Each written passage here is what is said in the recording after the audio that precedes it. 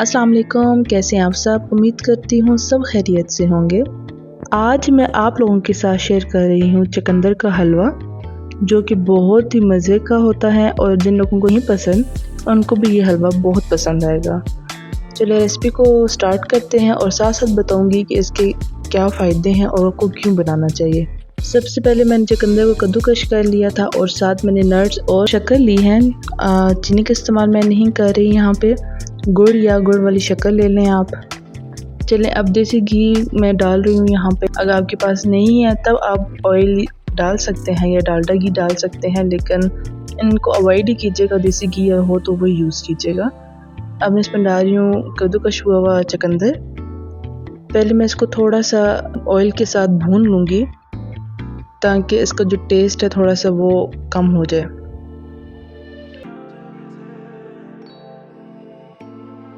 मैंने 3 मिनट के लिए इसको ऑयल के साथ थोड़ा सा कुक किया है। अब मैं इसमें डालूँगी इलायची। मैंने इलायची को कूट लिया था, 5-6 इलायची मैंने यूज़ की हैं। अब मैं इसको मिक्स करूँगी।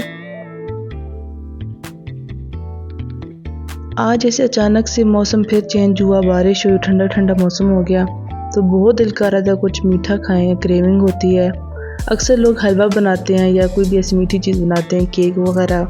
इस मौसम में अगर आपका भी दिल कर रहा हो या आपकी फैमिली का दिल कर रहा हो हलवा खाने का, अक्सर लोगों को हलवा बहुत पसंद होता है, तो आप उनके लिए ये हलवा बना के दे सकते हैं। ये बहुत उनको पसंद आएगा इंशाल्लाह।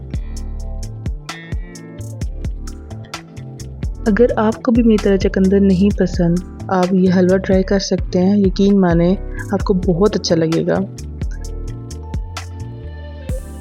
से काफ़ी टाइम मैंने इसको इस तरह से कुक कर लिया है, ऑयल, चुकंदर और इलायची के साथ। तो अब मैं इसमें डालूँगी दूध। मैं यहाँ 1 बड़ा कप दूध का यूज़ कर रही हूँ। मैंने चुकंदर जो थे मैंने 2 यूज़ किए थे, 2 चुकंदरों को मैंने कद्दूकश किया था।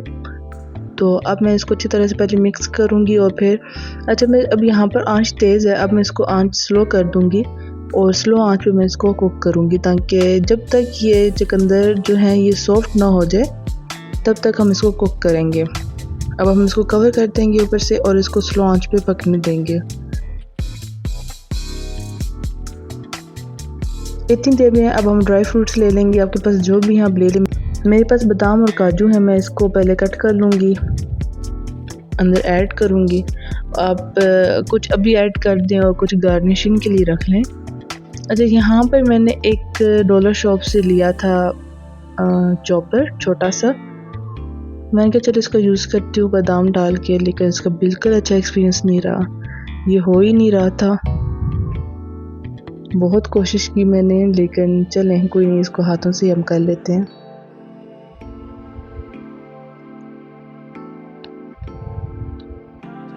चलिए इसको कट कर लेंगे। आप चाहें तो सारे डाल दें, लेकिन थोड़ी सी बस ना गार्निशिंग के लिए आप बादाम रख लें और हम कोकोनट की गार्निशिंग करेंगे ऊपर से। चलें ये देखें कलर चेंज हो चुका है। अब हम इसको दोबारा से मिक्स करेंगे और इस पॉइंट पे मैं अब डाल दूंगी नट्स। अब मैं नट्स डाल रही हूँ और अब फिर दोबारा से मिक्स करके अच्छी तरह से इसको कवर कर दूंगी ऊपर से, ताकि नट्स भी जो है वो भी सॉफ्ट हो जाए।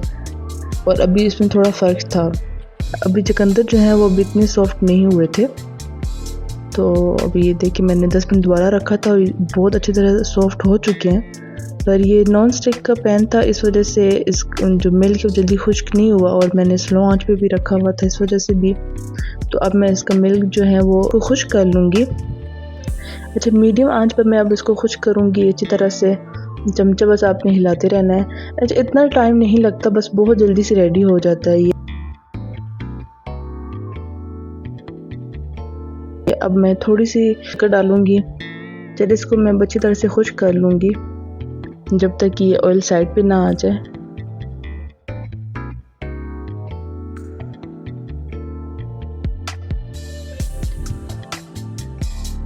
और ये देखिए अच्छी तरह से अब मैंने इसको कुक किया है, ऑयल साइड पे आ गया। अब इस पॉइंट पे मैं डालूंगी बाकी आधे की शक्कर।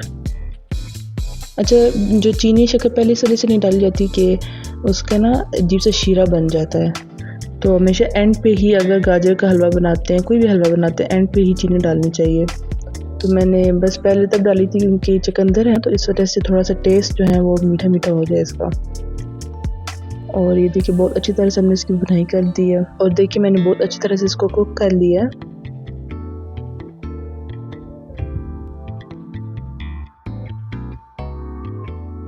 آپ لوگ ضرور ٹرائی کیجیے گا اور کمنٹ میں لازمی بتائیے گا کہ آپ کو یہ ریسپی کیسی لگی ہے۔ اور یہ دیکھیں اوپر سے ہم گارنشنگ کر لیں گے بادام سے، بہت بہت مزے کا لگ رہا تھا۔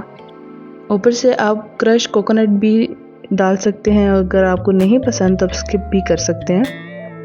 اگر آپ کو میری ریسپی پسند آئی ہو تو ویڈیو کو لائک کریں، شیئر کریں، چینل کو سبسکرائب کرنا نہ بھولیے گا۔